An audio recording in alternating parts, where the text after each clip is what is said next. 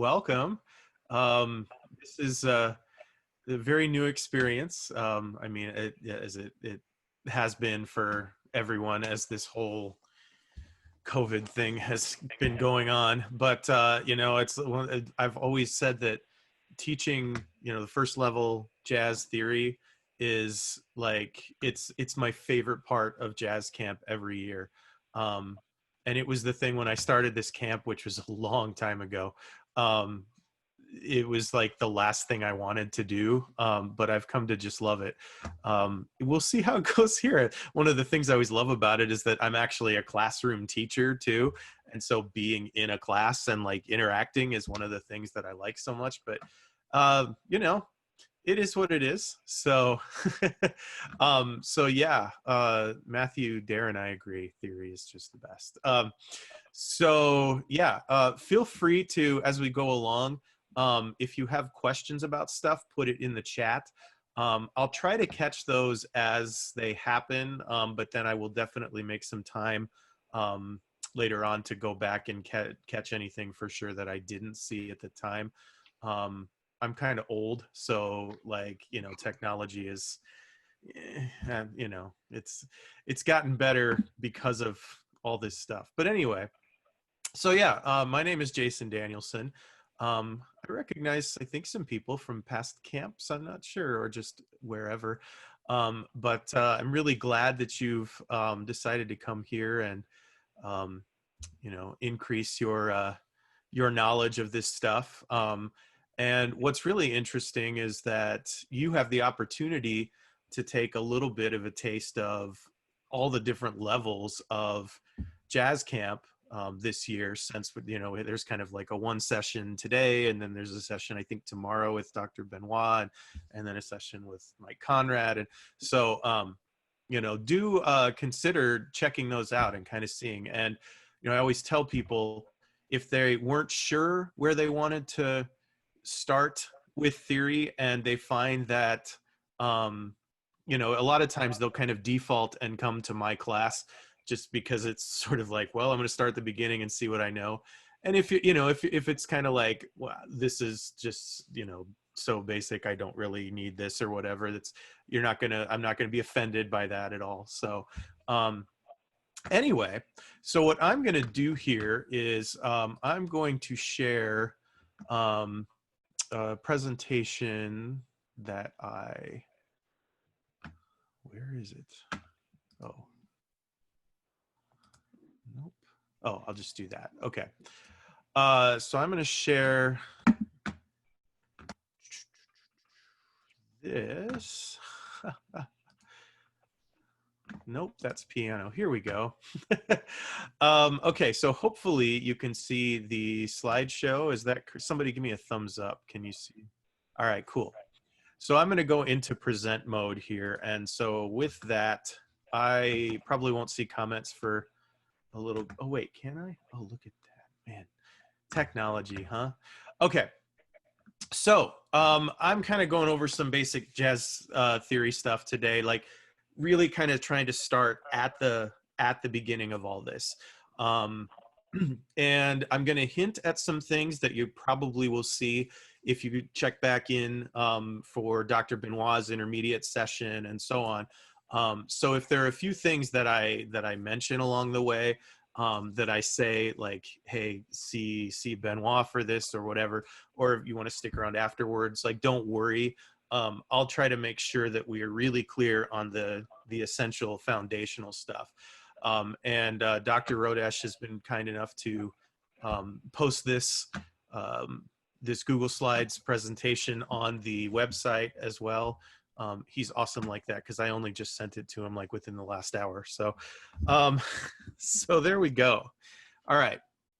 So when we start with theory, okay, the first thing that we want to talk about is intervals. Okay. So when we talk about intervals, what we're talking about is the distance between two notes. Okay. And that distance is when you count the actual two notes that you're putting between them as well. Okay. So for example, if you go from C to D, give me a thumbs up if you can hear that. All right, cool, good. Technology. All right. So if you go from C to D, you count those notes, and that's two notes apart. 1, 2, right? And so that is a second. Or if you go from C to G, you go 5 notes apart, and that's a fifth, and so on. Okay. Some of these will go by other terms, specifically here, what is called a first in this Google image that I pulled on here to copy and paste, because I'm just like, you've all done it and you're in school. Anyway, what's called a first, nobody ever calls that a first. We call it a unison. And same thing, people don't usually say eighth, we'll say octave. So if you see those, that's what that terminology is. Okay, so as we think about, and we're going to primarily be talking about just sort of the major scale, and I'm going to use the key of C as a foundation here, because we don't have to worry about extra accidentals or those sorts of adjustments. Plus, if you play some kind of keyboard instrument, it's the white keys, and so it's super easy. So those intervals then give you different sounds, and that's sort of what forms the foundation here. Now, obviously, there are intervals between those intervals as well, which we'll look at, right? So as we get more specific with these intervals, okay, we get into what are typically referred to as minor and major intervals. You might also see things referred to sometimes as augmented or diminished. That kind of stuff, when we get into augmented and diminished intervals, augmented and diminished chords, scales, that's kind of stuff that like you don't have to have a firm grasp on right now. I'm just sort of letting you know that that's kind of like, as you move forward with your understanding of theory, that's another way to look at, to sort of dig deeper into those things. For our purposes, we're really okay talking about terms in terms of minor and major, with a couple of exceptions here. Okay, so as we start with these intervals, okay, when we talk about the second, the minor second and the major second are often referred to as a half step and a whole step. Okay, because if you think about where that is in terms of the 12 notes of the Western music language, right? Those are half steps away. So you go 1/2 step up, and that's your minor second or your half step, right? And then if you go a whole step up, which is 2 half steps, did you know that music theory is just math? And I hated math in school too, but I love theory. I don't know, something about the language. Okay. So 2 half steps makes a whole step, right? Or a major second. So you can refer to those as half step or minor second, and whole step or major second. Making sense so far? This is where I would look around the room and see. I can see a few people. I saw 2 nods there. Okay. So then you get into your minor and your major intervals. Okay. And this is the 3rd, the 6th, and the 7th. Okay. The 4th and the 5th are exceptions where they will not be referred to as minor and major. We'll talk about that in a minute. So the minor second, the major second, or sorry, the minor third, the major third, right? Then you have 4ths and 5ths, set those aside. Then you have 6th and the minor and major 7ths, okay? So those different intervals give you, as you just heard there, different sorts of sounds, and some of them become more dissonant than others, become sort of less pleasant to the ear, unless you're Thelonious Monk, in which case those are the ones you really like. So, depending on where that is, and you can see the chart there, where, you have a minor third, which is 3 half steps apart, and then a major third, which is 4 half steps apart, or 2 whole steps, any way you want to look at those, right? Now, the 4th and the 5th are exceptions here, okay? Because these are referred to as perfect intervals, okay? Um, and yeah, not getting all religious on you, but you know, this does, I am going to get historical on you because I'm a history teacher. Um, and you're all like, wow, music theory and history, you're the most boring person ever. Okay. So anyway, the perfect intervals, these go way, way back into the history of Western music. And as this music is developing, like, you know, if you think back to like the beginning of what's called the modern era of history, you know, around the time of, say, like the Renaissance, okay, these are the intervals that were seen as the perfect sounds, that were seen as, you know, the intervals of like of God or of the angels, okay. The majority of music, when they started actually like writing music, notating music, it was, you know, in the time that led into the Renaissance, which was the first time that they started recording or notating or measuring a lot of stuff. Okay. And music was a part of that bigger movement where they started looking at things in a mathematical way. Right. And those particular intervals, the fourth and the fifth, those were seen because they were nice and clean and open, and because of the math that was associated with them, which we don't need to go into. Those were seen as kind of the holy intervals or the perfect intervals. And that's where, you know, if you listen to like Renaissance music, for example,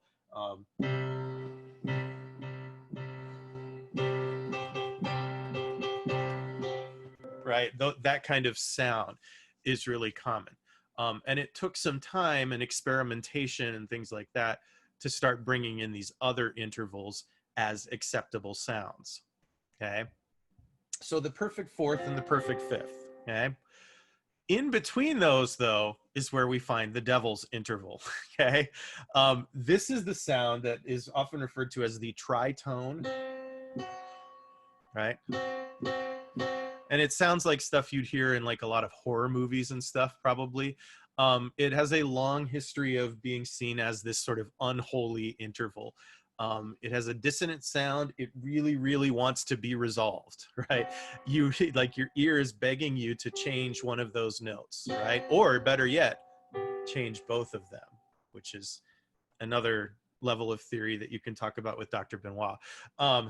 But that tritone, and it's called a tritone because it is three whole steps. Okay, so tri being three, and it's three whole steps the other way as well.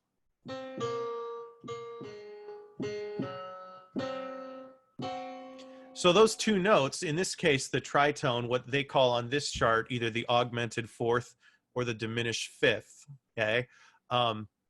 Those two notes are the two notes in the 12 tones that are equally distant from each other, okay? And three whole steps one way or the other.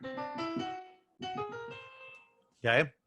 And that interval, again, that was like the one that had to be avoided in the early part of, you know, sort of notated or classical music theory.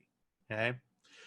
But the tritone, which is, you know, seemingly appropriate because jazz used to be referred to as the devil's music, the tritone is really, really central to jazz music.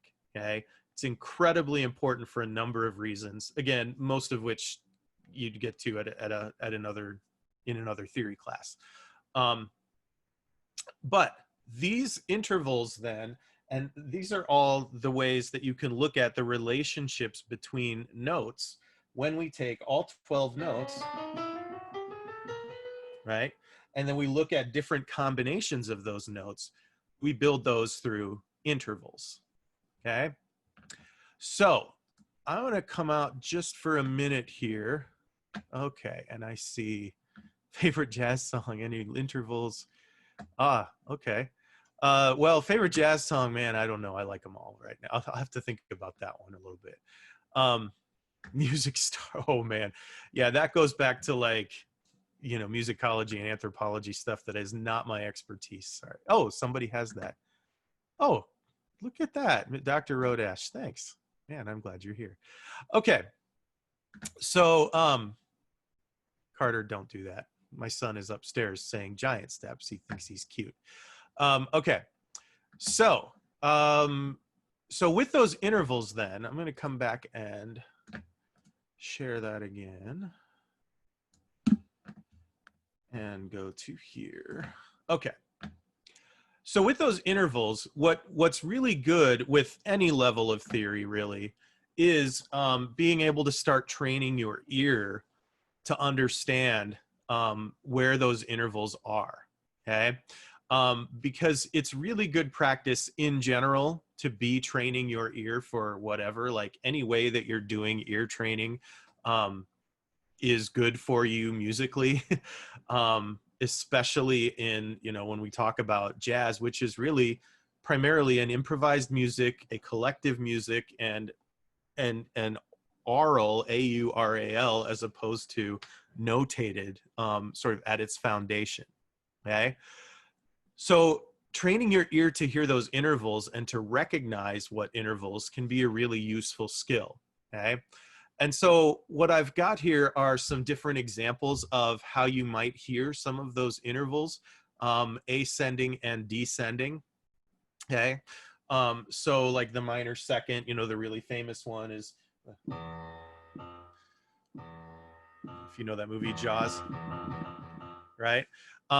So, you know, if you hear something and you can say in your head, oh yeah, that sounds like the Jaws theme, or whatever else is useful to you, right? My favorite books in terms of like jazz education are both by this pianist named Mark Levine. And they're super, super difficult titles to remember too. They're called The Jazz Piano Book and The Jazz Theory Book.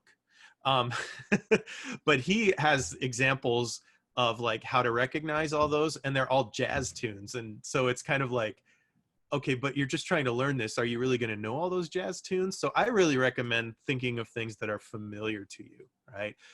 And using those as a way to sort of hear that. So a descending half step or minor second, right? Oh, sorry, right? That's probably the wrong notes. I don't know. So, you know, if you hear for Elise, and if that's something that's familiar, then that can help you, right? So as you go through these, you can sort of see a second, right? Or Mary Had a Little Lamb. So if you hear those kinds of things, you know, and you can do this, like, you know, you can buddy up with someone. You can do it socially distantly too. You can stay 6 feet apart, or you can zoom in and test each other, right? And you only have to have the most basic understanding of the piano or guitar or whatever. Or you can get out your instruments and just play like, okay, here's a, and there's a perfect fifth. Well, that sounds to me kind of like, right? Or the, you know, the, what is that? The Wizard of Oz. That's the one I think of a lot, right? Or if you hear someone going,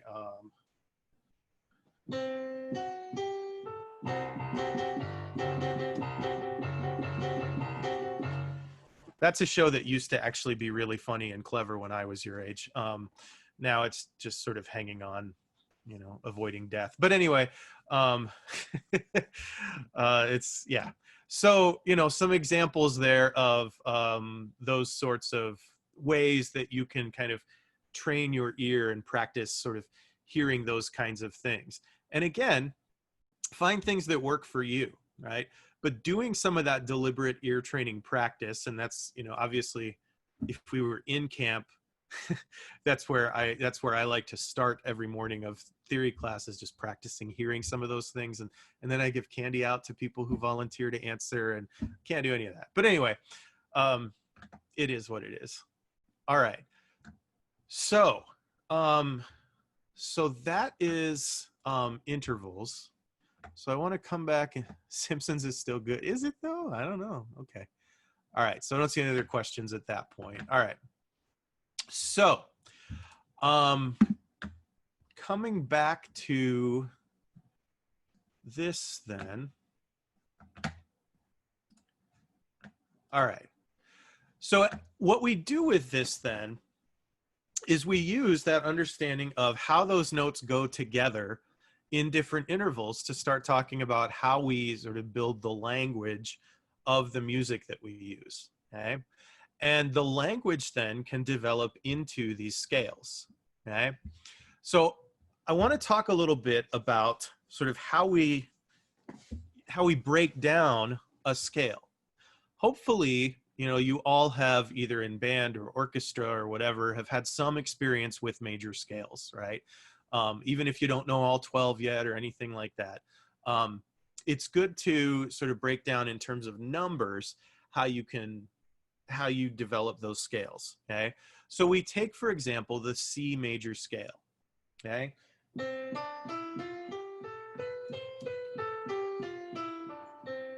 okay, that C major scale, or any major scale. Okay, you can think of it in terms of the intervals that go stepwise up, where you start with what's called the tonic or the root, right, the first note, and then you have a whole step, another whole step, then a half step, then whole, whole, and half. Okay.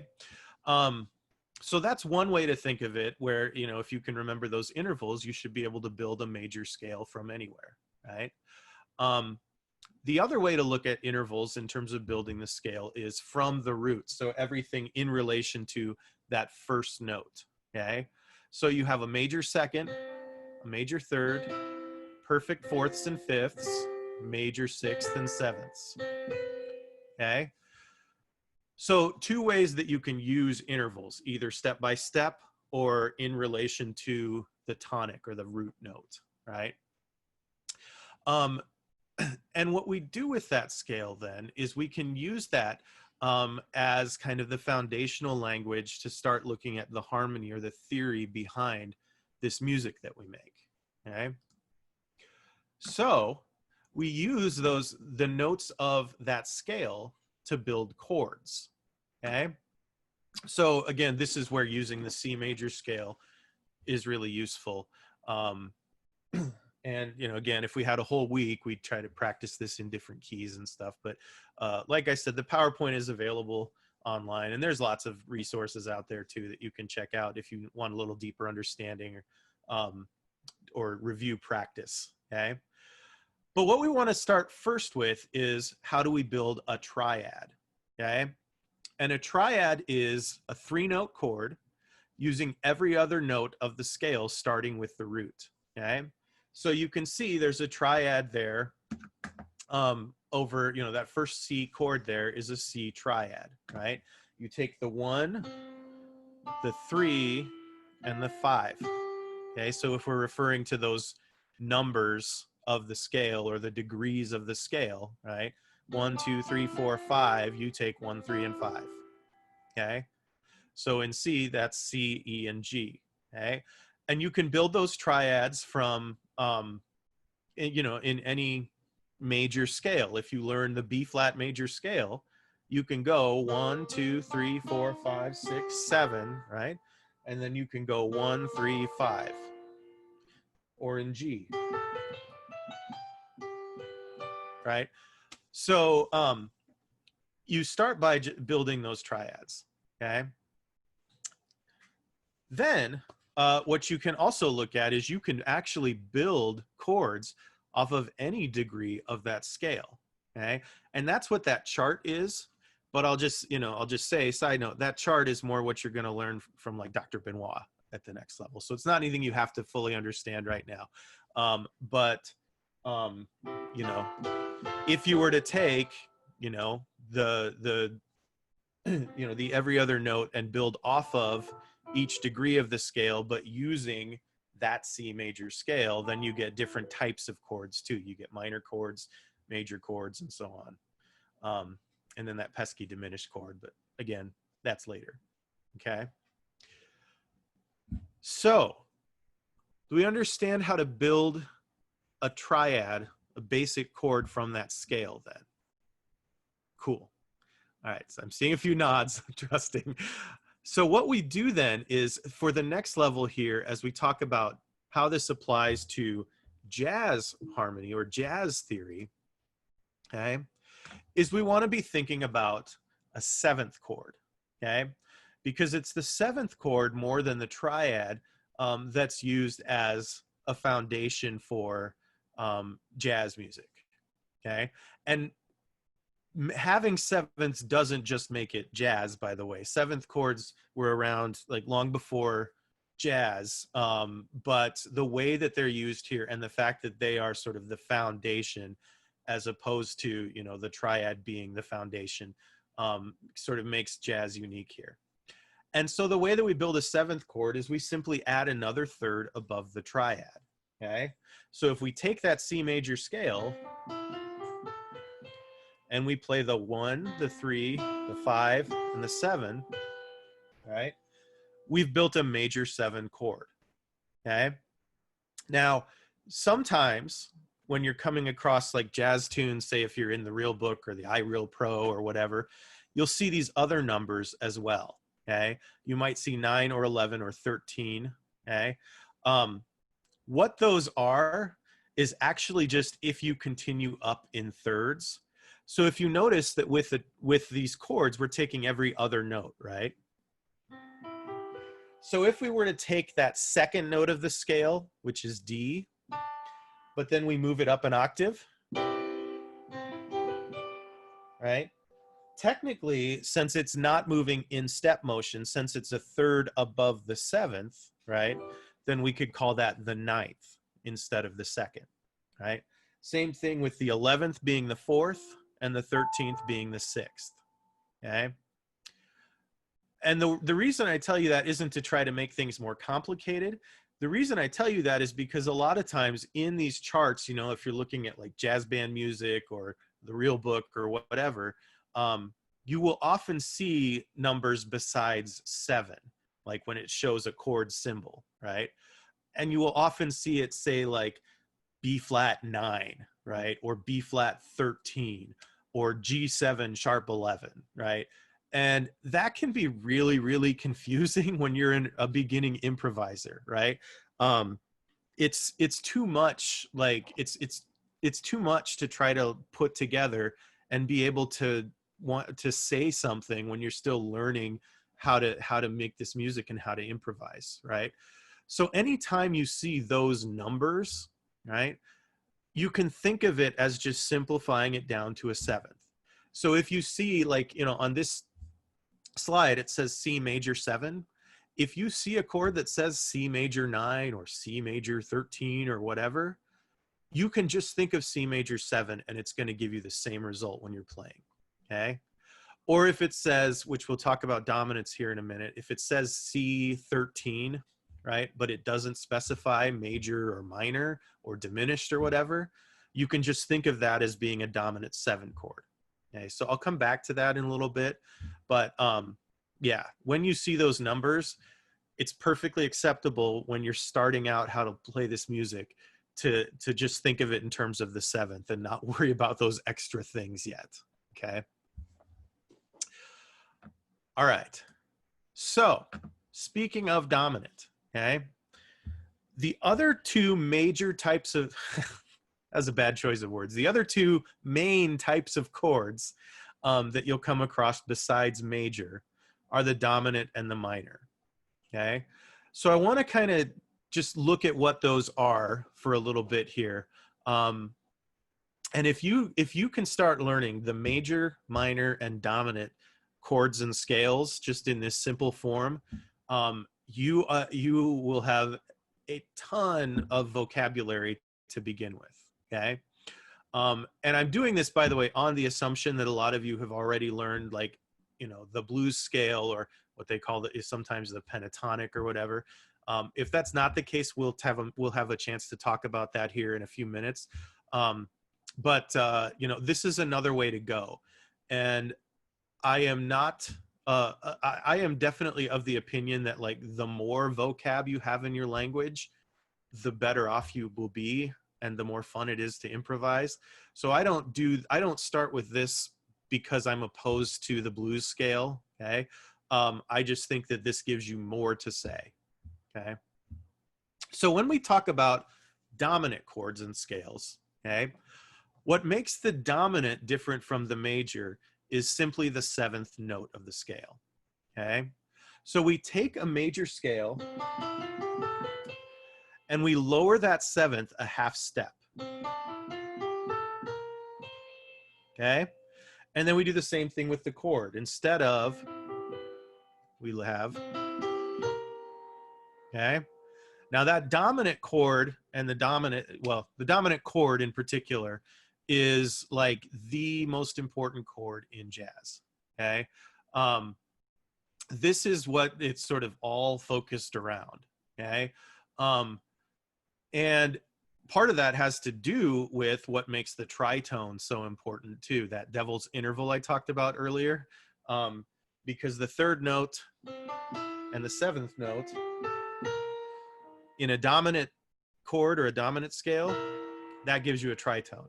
And that's important for a number of reasons, more of which happen in the more advanced theory stuff, right? So for your purposes, when you see a dominant chord, right, which would just be usually referred to as the note, the root, and then either 7 or some variation of that. So it's not going to usually say dominant like major or minor does. It'll just say 7 or 9 or whatever, okay?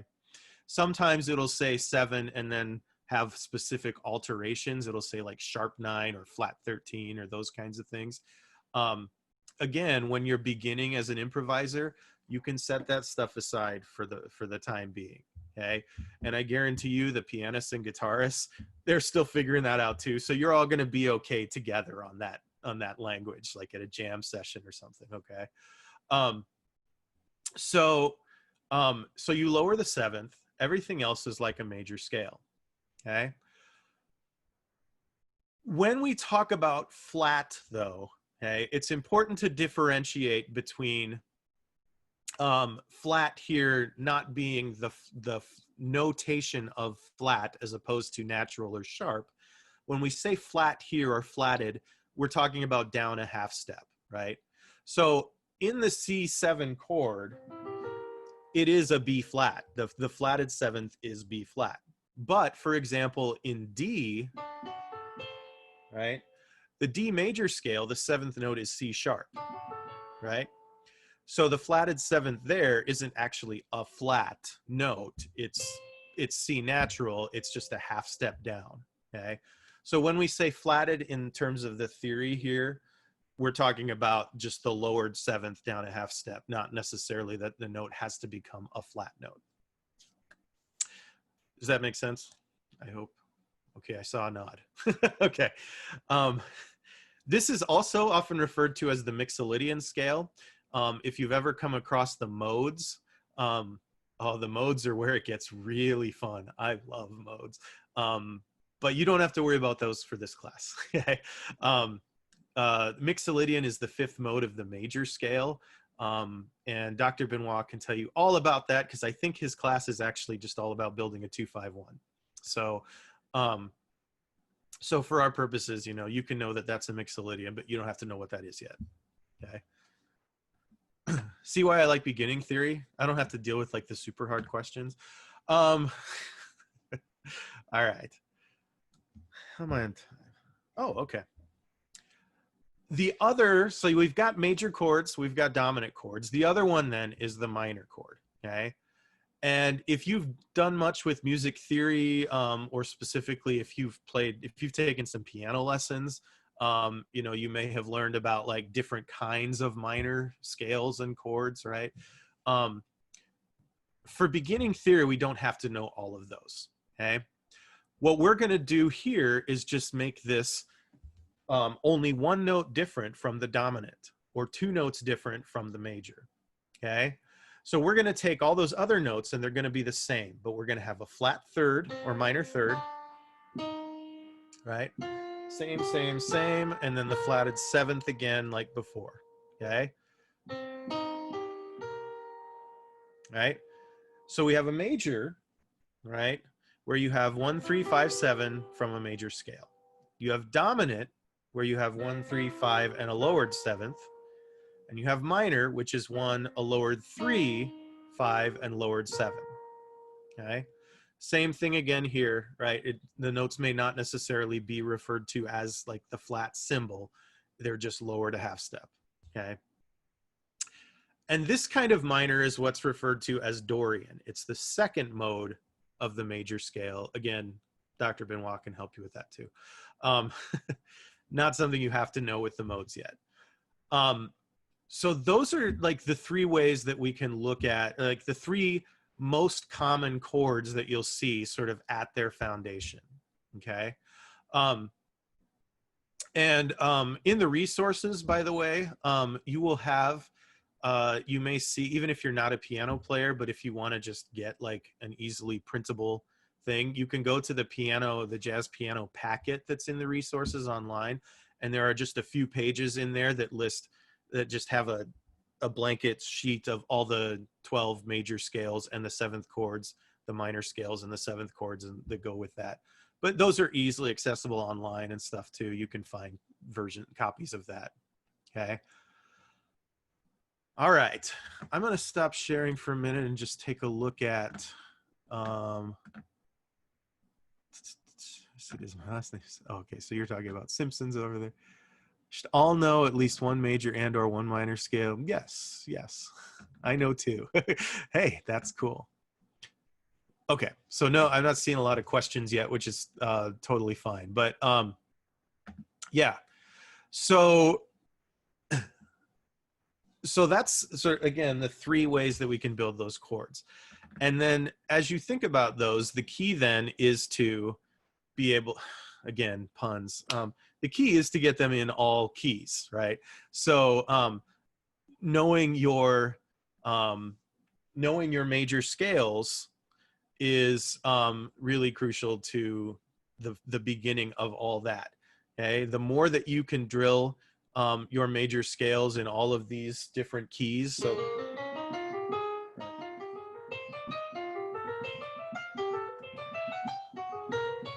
right, like be able to just, without even like that's you know, one thing you can thank your band directors and teachers and everything for.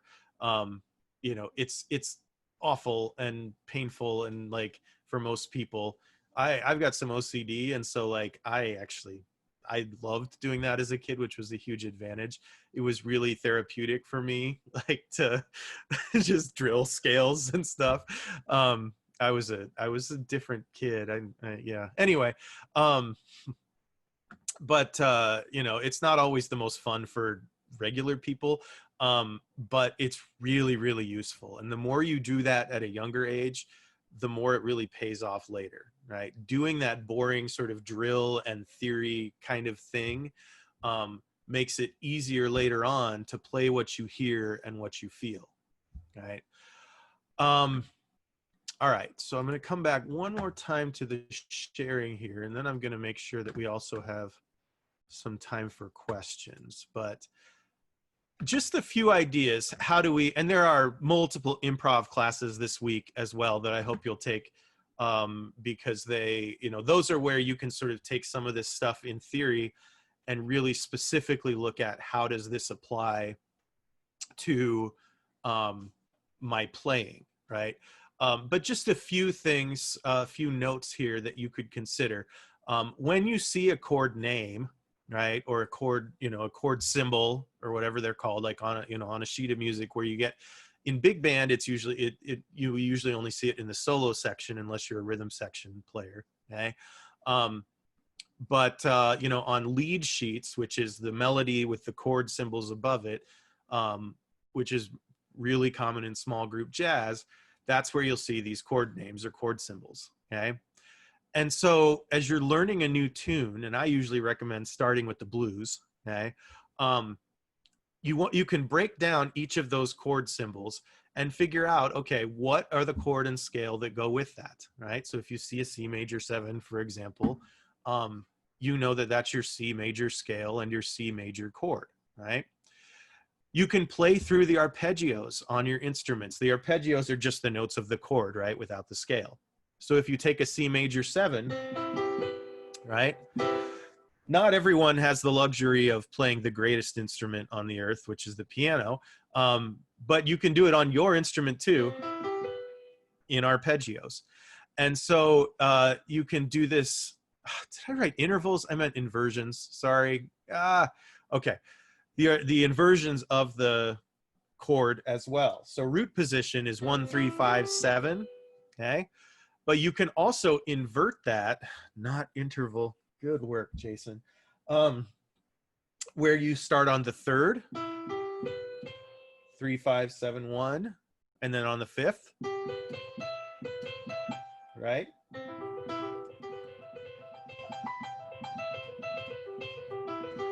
Right?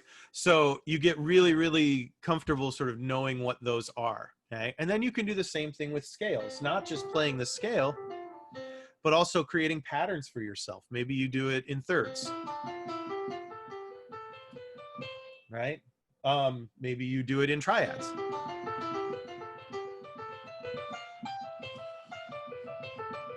right? And so on. And then you start applying them in real time. An awesome tool for this is an app called the iReal Pro.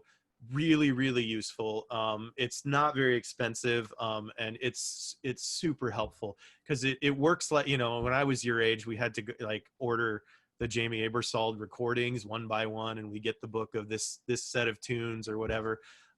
Which was amazing that he did that, you know, but now the iReal Pro is just all digital for you, which is super great. And you can adjust the tempo on it. You can change the keys on it. Any of that stuff it's a really good way to practice this. So what you can do with that then is as you sort of practice your way through that, then you can think about how does this apply to the tunes that I'm playing. So I've put up here, for example, the B flat 12 bar blues. And we, you know, with the one session, we don't necessarily have time to like break down what the blues is and all of that stuff, which is really, really crucial, especially because jazz music, I'm going to soapbox here for like 1 minute. Jazz music is like, there is theory all around it, and theory is how I learned, and notation and all that stuff. But jazz music really at its root is about what you hear and what you feel. You know, there's a soul element to this and a history behind it that isn't just captured in notes. So it really, really is important too that you listen to, you know, the classic and the new recordings, and also that we understand the history that is behind this. And specifically, that refers especially to late 19th and 20th century Black history, right? Incredibly important to understanding this music. Anyway, off the soapbox there, but so as we apply this to like a 12 bar blues, for example, okay, you can take, you have here, there are 3 chords in this basic 12 bar blues, right? The B flat 7, the E flat 7, and the F 7, okay? So you can take, you know, looking at each bar of this and each section of this, and you can go over and say, okay, what's my scales, what's my scale, and what's my chord or arpeggio that goes with that, right? And so you can do that by looking at, as the time goes by. So I'm going to play just sort of an example of this. I'm going to start with the arpeggios, right? But I'm going to do it in time and kind of play with that. So I'm going to go.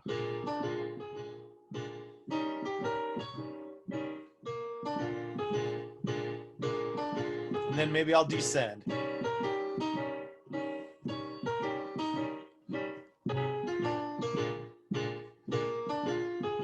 And then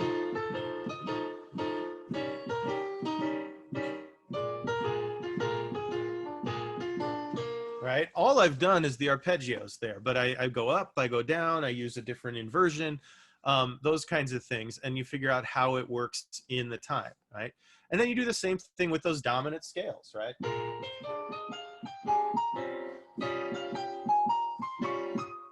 And so on. And I'm guessing at least one of your improv classes is going to spend some time looking at how you can, you know, do that specifically. And then you take that vocabulary that you're building through your practice and you use it to sort of say stuff. You improvise with it, and you take your blues scale, you take the chord outlines, you take the scales, all of these things, and you have these different colors on your palette that that you can use to sort of create your own music picture. You're jazz Bob Rosses, right? And you have happy little scales and chords. Wow. There we go. Okay. So I do believe, then I'm going to stop and I'm going to come back to here. Oh my God, they're all talking about their schools. All right. So I'm going to kind of quickly, lots of comments, see if there are any specific questions first. Peter Griffin, yeah, Zach Neville, a video gamer, athlete, okay. Watch TV while playing video. Mario, okay, lots of video games, okay. Multiple people in Ankeny, all right. I live in Ankeny. Okay, so there we go. All right, so we have a little time here. Do you have specific questions, either over the stuff that I have gone over here, or just this sort of big picture music theory thing in general? What can I help with? And if you want to type it into the chat, you can, or if you want to just unmute and ask your question, we can try and do it that way too.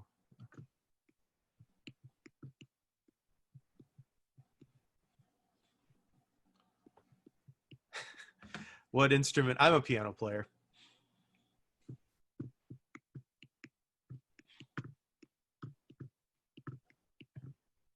How you use the tritone in the dominant chord? Yes, absolutely. Okay, so yeah, John has a question here. Talk about how to use the tritone in the dominant chord. So when we talk about these chords and scales, right? What you may notice is that there are really only two notes in these chords and scales that change. Okay. Two notes are the same, whether it's major, minor, or dominant. Okay. The 1 and the 5th don't change. Okay. So if you hear that perfect interval, that 5th, right, it doesn't give you any indication as to what the quality of the chord is. In other words, whether it's major, minor, whatever. Okay. It's the 3rd and the 7th that give the chord its definition. Okay. And so the 3rd and the 7th become the two most important notes of that chord and that scale. If you're trying to say something that speaks to the chord changes that are happening, right? So the tritone is so crucial because that is the interval of the 3rd and the 7th that you find in that dominant chord, right? Now, if we were to step forward to like the modes and that sort of next level of theory stuff, the dominant chord, or the mixolydian, as I mentioned, it actually comes from the 5th note, or the 5th degree of the major scale, right? So a G7 chord, a G dominant, right, is the 5th chord off of the C major, right? And what that does then is that 3rd and 7th, okay, and I'm playing the root below of the dominant chord, right? That 3rd and 7th, as I mentioned before, it's sort of pulling your ears in a particular direction, right? And what it really wants to hear is this, right? It's that resolution, right? So you have tension and resolution, okay? And and so that tritone those are the two most important notes of the dominant scale. So as you're looking at how you would apply, notes that work really well to say something when you're improvising, it is, right? It's those two notes that kind of need to be like a target for you, okay? And I'm sure that, again, one of your improv classes will talk more specifically to how you make that work. I know that Dr. Benoit, he and I have taught an improv class together for years, and that's a big thing we do, is how you can sort of create those as target notes and go around them and stuff like that. But yeah, So, you know, those notes and thinking about, you know, if not necessarily the interval of the tritone, at least those two notes as kind of the key to the dominant chord and the dominant scale and saying something in the blues can be really crucial. Okay. So if you go like, you know, in the blues from the fourth bar to the fifth bar, okay, here's your third and seventh on the first chord. And then when it goes to that four chord or that second line of the blues, right, it's two tritones a half step apart, right? Right. So that tritone is really sort of foundational to the relationship between chords, especially as it uses dominance. What is a vibraphone? Vibes? You know vibes? Okay. Good ways to practice playing faster solos. Oh, wow. Okay. First thing I'd say is start slow. Because, you know, it's, you generally, you want to get the technique down really well and correct, right? You don't want to have sloppy fingerings. You know, so the fastest that you can do something 100% right is the fastest you should be practicing it at that time, right? And then you kind of move forward, and you know, so then you, whether it's with the metronome or the iReal Pro or whatever, you start inching it up and up and up further. But the more drill work that you do with like scales and arpeggios and stuff, the better your technique gets, and then the more you're able to play faster. It's, I mean, it, you know, it really is a process over time. And remember also, I'm moving away from theory and into improv, but remember also it's important that you don't have to be playing a lot of really fast stuff to say something important too, right? And even when things are moving really quickly tempo wise, you don't have to be saying lots and lots of eighth notes over that either. A great example of that is the great pianist Count Basie. If you listen to the Count Basie band, sometimes they'll be playing like this smoking tempo. It'll be like,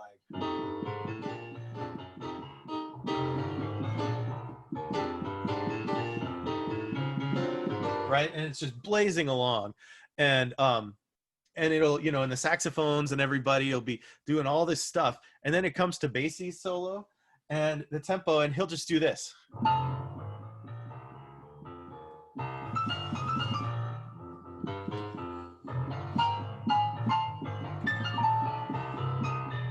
Right, or something super, just super simple, and it says so much. A lot of times, you know, it'll say more than what the, you know, the saxophone, no offense, the saxophone players, my kid is one, but you know, the saxophone players will be all this stuff, and it can be really exciting, and then he'll, sorry son, and then it'll be, you know, and then Basie comes in with just a few notes, and it's like, yeah.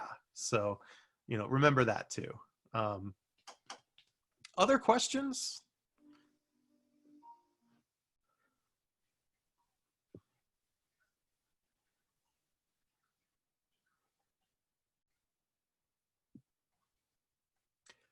Favorite minor scale? Oh man, I don't know. You know, they're all so great. I'm a big fan of like harmonic minor scales too. I like that sound.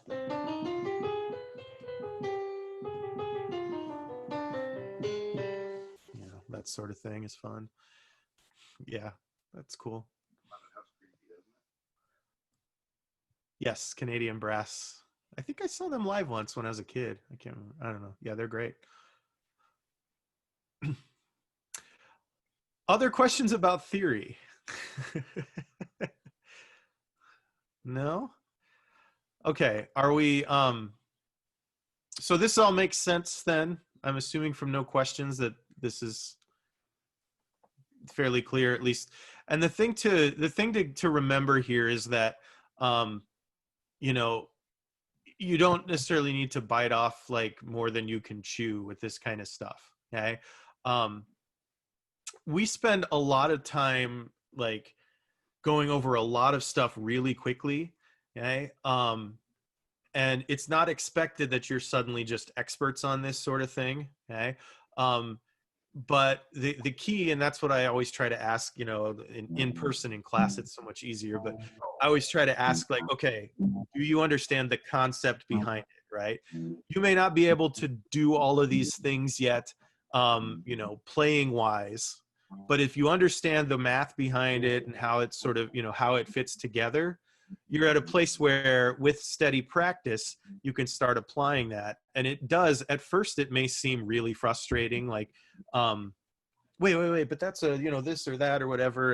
And but the more that you do it, the easier it becomes too, and the more sort of natural it feels over time, right? So the first time you're working through a blues and trying to apply, you know, dominant chords and make sure that you hit the 4 chord on the 5th bar, it can be like, it can be really frustrating when you're not getting it. But then, you know, once you've done that in a couple of keys a few times, then everything gets much, much easier the more that you're building, because you'll start to see the patterns there, and the relationships. So don't give up on it, right? Start simple and steady, right? All right, so I'm seeing here big difference as far as chord changes between jazz that works around the 7th and around the 6th. Ah, good question. Okay. Um, this is a big one I talk about with pianists a lot too, right? Because sometimes you'll see something, it'll say like C6 or minor 6. You can still, you know, at a basic level here, um, you can still be, you can still think of those in terms of like relating to the 7th. Okay. When it refers to, when it's using a 6 chord, what's often happening, unless it's just old cheesy dance band music, which is often the case, but what it's usually referring to is it's making the 6, is a reference to that chord as being like the tonic, or you know, that's the key it's in, or the root of that. So so for example, on like Take the A Train, a lot of times that first chord is referred to as C6, right? And that 6 kind of, you know, denotes that as being like, yeah, this is sort of home base, as opposed to like, you know, just a major 7th chord just out there in space or whatever. That's especially true when you're talking about a minor 6 chord. A lot of times having that minor 7th will denote, and again, this you'll hear more about this with Dr. Benoit, but that minor 7th chord often refers to a 2, right? When you hear that, usually because that's the second, it's sort of going there, whereas a minor 6 really sort of centers that as like, oh yeah, that's the tonic key, like that's the key you're in, right? That's not always true, but that's a fairly common way that you'll see that notated in that sense. Or if the melody has a root in it and the 7th would clash sometimes. But in terms of improv, you don't have to change a lot with that. You can still think of it as being like a 7th chord if you're in the beginning stages and just trying to get around a tune.